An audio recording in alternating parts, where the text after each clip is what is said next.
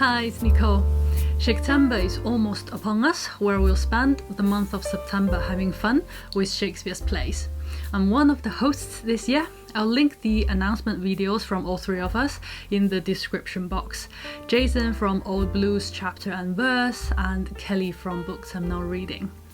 In this video, I'm going to share what I'd like to read and watch in September. Some of them are core text, if you can call them core text, like the plays themselves.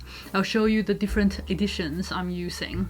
Some are essays or books written by Shakespeare scholars, which hopefully will help me understand the plays a bit better.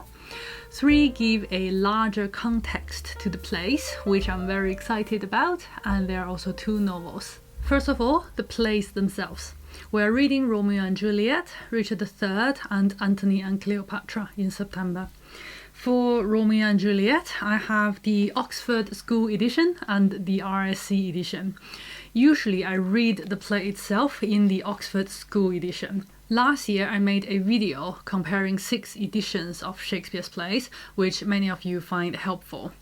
I find this one the easiest to read and write in. However, I very much look forward to reading the essays, examining the productions throughout history in the RSC edition, as well as the interviews with a director and an actor playing Juliet. What I love most in the RSC edition are those essays and interviews. I'll be listening to BBC Radio Shakespeare featuring Andrew Scott, aka James Moriarty from Sherlock. I watched the recent production by National Theatre. I might rewatch it, and I'd like to watch the classic 1996 film version as well. For Richard III, I'll read the play, the notes, and the essays in the Folger edition. What I love in the Folger edition is the further reading section. In this one, including books and essays on the historical Richard as a character in the play, then more generally on Shakespeare's language, his life, theatre, the publication of his plays. I often find useful books and essays here. If you haven't checked out the Folger online resources, there is an overwhelming amount of amazing stuff on there. If we only look on the pages under Richard III, there are articles on English history, introduction to fictional and non-fictional books to do with Richard III, images of costumes worn by actors, interviews with directors and actors, illustrations of certain scenes in the play, images of Richard throughout the production history, and podcast episodes. There is a playbill of Richard III in Manchester in 1798 featuring the famous Mr. Campbell. This kind of playbills would be something Jane Austen saw regularly. She was a theatre enthusiast and had very good taste and judgment, but apparently she wasn't a fan of Mr. Campbell. BBC Radio Shakespeare, strangely, doesn't have Richard III in their collection, so I'll be listening to the audio production performed by the Marlow Dramatic Society and professional players.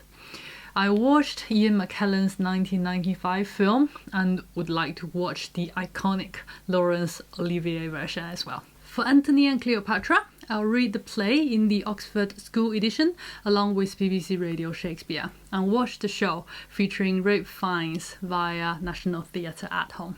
For essays commenting on all the plays, I'll read the 3 chapters in The Invention of the Human by Harold Bloom. Romeo and Juliet is listed under the Apprentice Tragedies, Richard III, the First Histories, Antony and Cleopatra, the Great Tragedies. I usually read Harold Bloom after I finish reading the play itself. I often worry if I read him too early, I won't be able to think independently or come to any conclusions of my own. Dr. Samuel Johnson edited the complete works of Shakespeare, and the Norton Anthology calls his preface the finest piece of Shakespeare criticism in the 18th century. It's only about 10 pages long, but I'll give it a few hours or probably read it in a few sittings. I find Johnson's writing rewarding but hard-going. B. Hart recommended The Year of Lear to me a year ago. That was the first time I heard of James Shapiro. And for the last 12 months, his name popped up a lot, so his books have been on my radar for a while. His 1599 won the winner of winners of Baillie Gifford Prize for nonfiction this year. In 2023, Baillie Gifford Prize celebrated their 25th anniversary by holding a Winner of Winners award to recognize the outstanding work of the previous 24 prize winners. This special one-off award crowned the best work of nonfiction from the last 25 years of the prize. And the winner of winners is James Shapiro's 1599. 1599 was published in 2005. It looks at just 1 year in Shakespeare's life. I'll read you the first paragraph. In 1599, Elizabethans sent off an army to crush an Irish rebellion, weathered an armada threat from Spain, gambled on a fledgling East India Company, and waited to see who would succeed their aging and childless queen. They also flocked to London's playhouses, including the newly built Globe. It was at the theatre, noted Thomas Platter, a Swiss tourist who visited England and saw plays there in 1599, that the English passed their time learning at the play what is happening abroad. England's dramatists did not disappoint, especially Shakespeare, part owner of the Globe, whose writing this year rose to a new and extraordinary level. In the course of 1599, Shakespeare completed Henry V, wrote Julius Caesar and As You Like It in quick succession, then drafted Hamlet.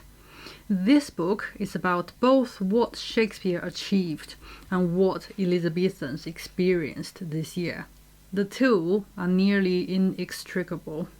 It's no more possible to talk about Shakespeare's plays independently of his age than it is to grasp what his society went through without the benefit of Shakespeare's insights. He and his fellow players truly were, in Hamlet's fine phrase, the abstract and brief chronicles of the time. Knowing the importance of Elizabethan London, I'm really glad this beautiful book by the Folio Society has been waiting for me on my shelf since it came home with me from a second-hand bookshop in Stratford-upon-Avon. It goes all the way from Roman times to the 1990s, but I'll only read the first 3 chapters from the Romans to Richard III, the Tudor capital 1485 to 1603, and the early Stuarts and the Protectorate 1603 to 1660. Shakespeare died in 1616. I love the illustrations, the maps, the photos. It even has a sketch of the Swan Theatre. It says, "This is the only pictorial evidence of what an Elizabethan playhouse looked like, and it looked like this." Antony and Cleopatra was based on the life of Marcus Antonius by Plutarch.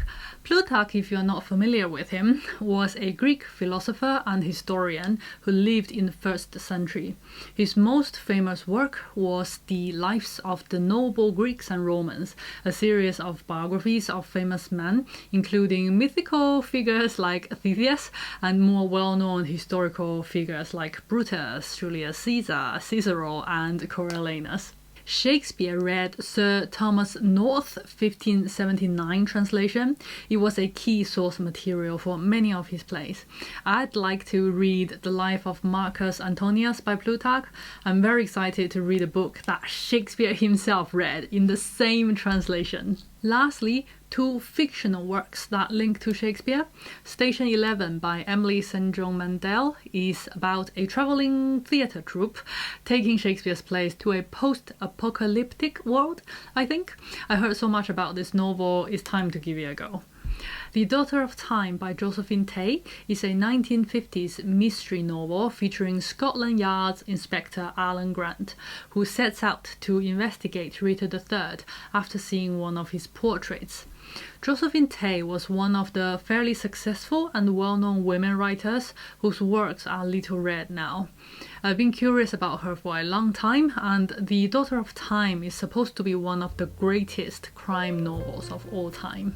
Thank you to all of you who have been so encouraging about me co-hosting Shaketember this year.